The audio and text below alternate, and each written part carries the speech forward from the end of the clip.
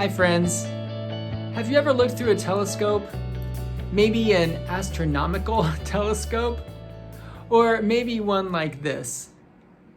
This is my son Matthew and me about 12 years ago now, looking across Lake Erie from Marblehead, Ohio. The things we saw through that telescope had been there all along. We just couldn't see them until we magnified them. The telescope did not make the objects bigger, but it did make our ability to see them bigger. Psalm 34:3 says, "O magnify the Lord with me, and let us exalt his name together." Spiritual disciplines like worship and prayer, reading the scriptures, service, study, participating in the sacraments, and even giving magnify God. Not by making God bigger, but by enlarging our awareness and our ability to perceive God. Just like a telescope enables us to see things that were already there, spiritual disciplines enable us to see how God is already at work. When we magnify God, when our heart and mind are attuned to perceive God in every mundane and miraculous moment, we declare that God is real, that God is love, and that we love God. You know, sometimes it's difficult for us to understand or to accept that God really does love us. I mean, we say one thing and we do another. We're full of fear and doubt and uncertainty. We make all kinds of mistakes and we're really good at making a mess of things. Despite our hypocrisy, despite our fear, despite our sin, God loves us and God delivers us from our messes.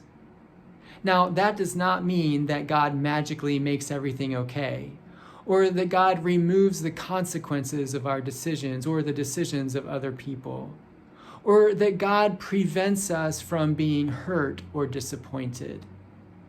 It does mean that God surrounds us with love, so that even when we go through difficult times, we can be assured that we are valued, that we are accepted, and that we are loved.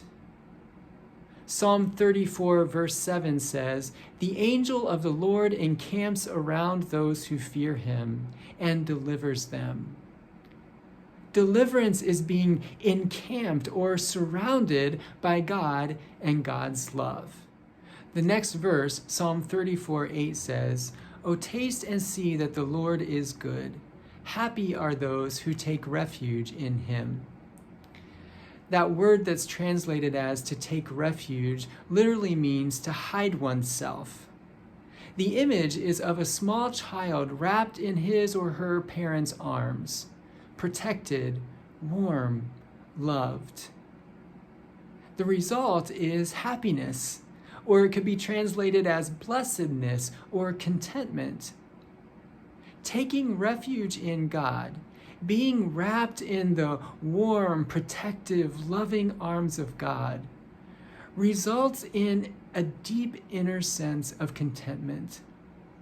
A feeling in the very depth of your soul that all is well, no matter what storms might be raging around you. We don't have to be perfect. We don't have to be free from fear or uncertainty.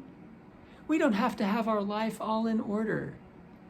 We can simply climb into God's lap just as we are, and God will embrace us with a love that is so deep and so complete that nothing will be able to separate us from it. Thanks for listening. I'll see you again tomorrow.